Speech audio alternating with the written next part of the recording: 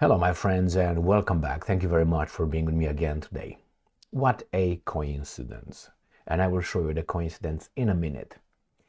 Yesterday morning actually, I made a video based on Poland's president Duda saying that they are in talks, or they offered the Americans the option.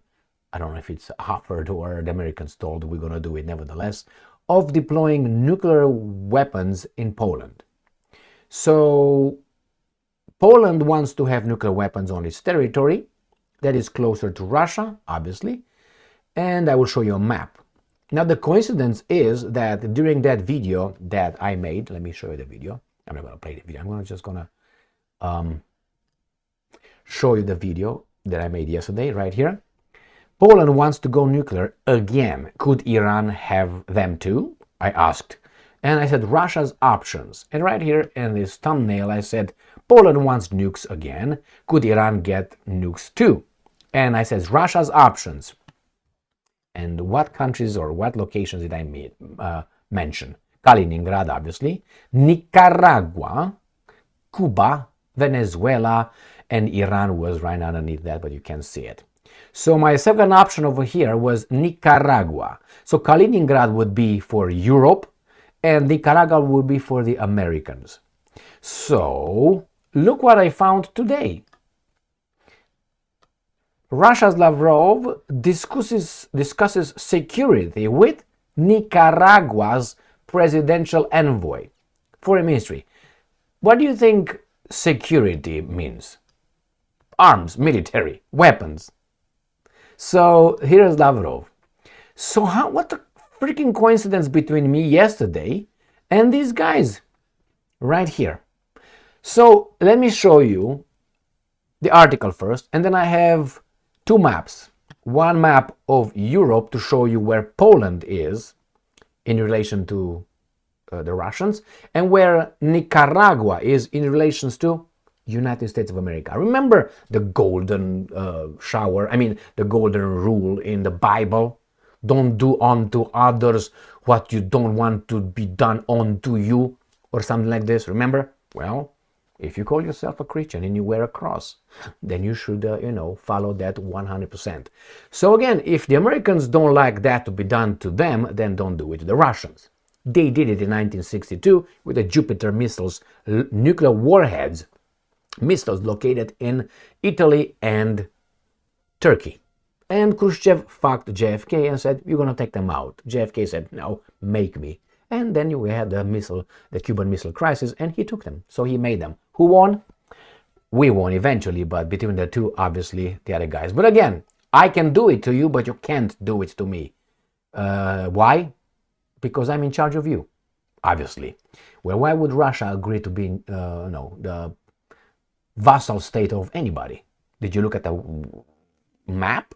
Did you read about Russia?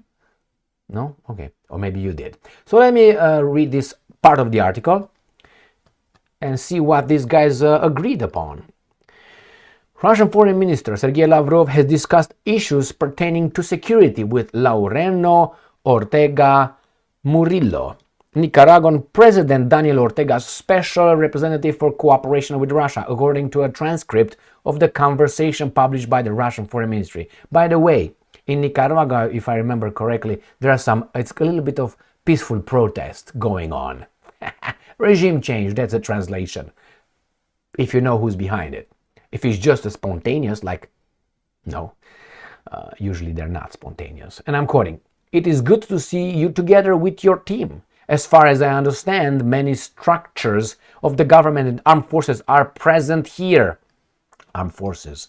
"Issues pertaining to security are of particular importance today, given the processes unfolding in the world and the environment, when our Western counterparts, led by the Americans, want to prove to everyone that they have the right to decide everything and manage everything." Now that is a diplomatic rough statement coming from Lavrov. Lavrov told a meeting with Murillo on Monday. The Russian minister added that, and I'm quoting, "history is inevitably moving forward." That means deploying.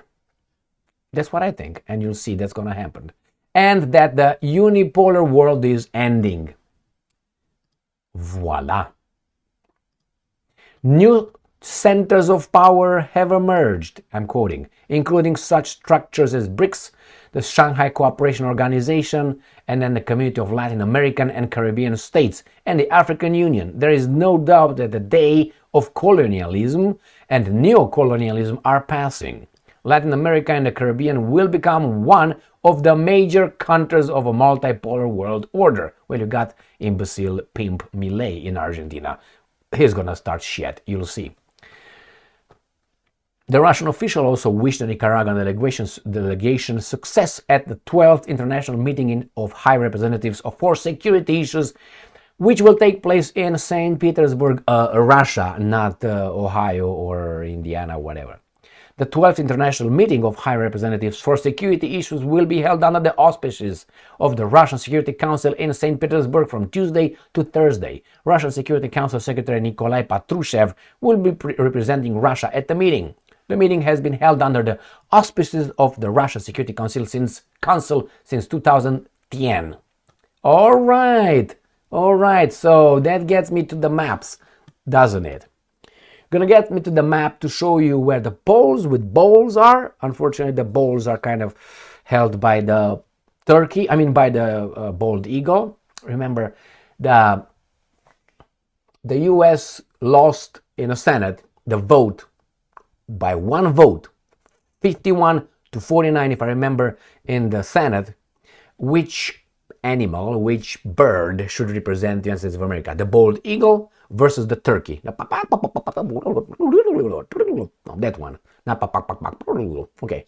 So they lost, the turkey lost by one vote, if I remember correctly.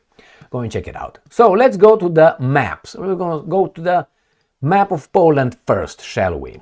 Rather, which is the map of Europe, and Poland is here, the green grass of home. Okay, now these are the Baltic states. This is Russia, how it used to be. Right now it has this part here as well. So they want nuclear weapons here. So the time of reaction by the Russians will be less. Moscow is right here. So from here, deployed here to here, the time is limited, very small, versus being somewhere else, like in Turkey, for instance, right here. Okay. Or if you want Germany, which is, I think, the closest, Germany and Italy. This is where the Americans have deployed. Germany, Italy, if I remember correctly, Denmark or Belgium, the Netherlands. These are the countries, eager beavers. So now you have, and Turkey here on the south.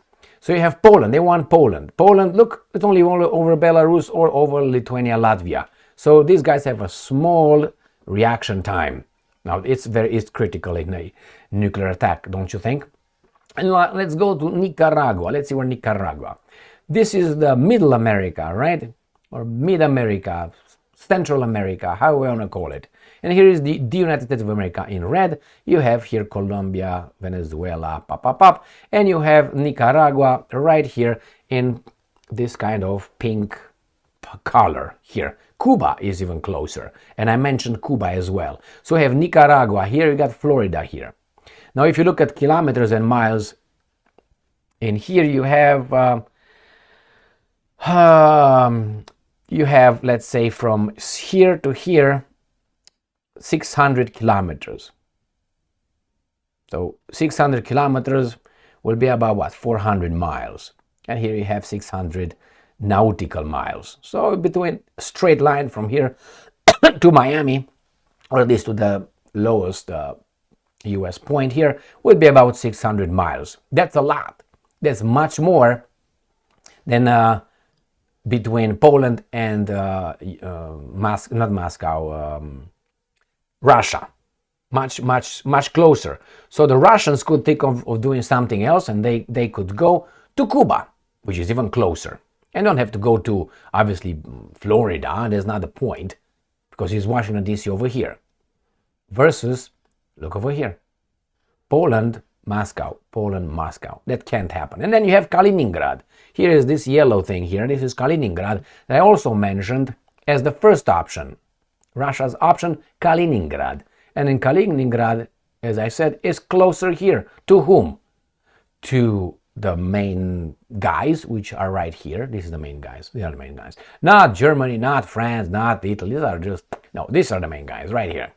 So from here to here, that's shortened versus wherever they are deployed here. Again, so it's a dangerous game. And I said in that video, if you go and watch it, I said, the Russians will do this. And you know what's going to happen? These guys are going to be all upset about it and angry, and they're going to draw attention to their security being threatened by the Russians' deployment.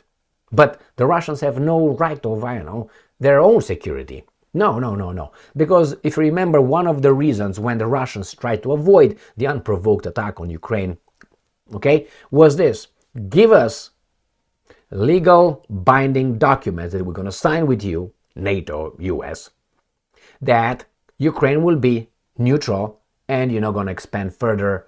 And that's it. You give us guarantees that you're not going to get Ukraine in NATO. You might say, as an idealist, well, Ukraine can do whatever it wants. So can Nicaragua, so can Cuba. Oh, all right, you see, everything goes to who shot the first shot. Who shot the first shot? I tell you who shot the first shot. NATO's expansion into Eastern Europe, Central and Eastern Europe. That shot the first shot. That broke a gentleman agreement or promise or statement. And when you do that, that means you're not a gentleman. That means if you're not a gentleman, that means you are something else. I'm going to put the middle, like a regular person, and then an enemy, an asshole. Well, you're an asshole. Let's put it this way. If I tell you something, I promise something, and I don't do it, I don't turn into the next step like a regular person. No, because I already hurt your trust. I destroyed it by my statement. So that makes me an asshole. So that was the first shot. Because there were some understandings between Soviet Union and United States of America when they agreed to do what they did in 1980s and 1980s with Eastern Europe. You think it was not an agreement? Okay, well, you need to read more. I know here again the baboons are fed, we'll destroy them, we outspend them and so on. Okay, well, you can live with that and die with that. But you're going to be far from the truth. So here it is. Some people stabbed someone else in the back too many times. And then that someone else, unprovoked attack on Ukraine and our values.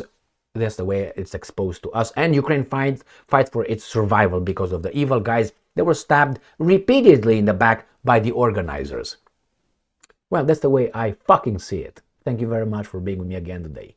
Stay strong, stay smart, look for the truth, and be just.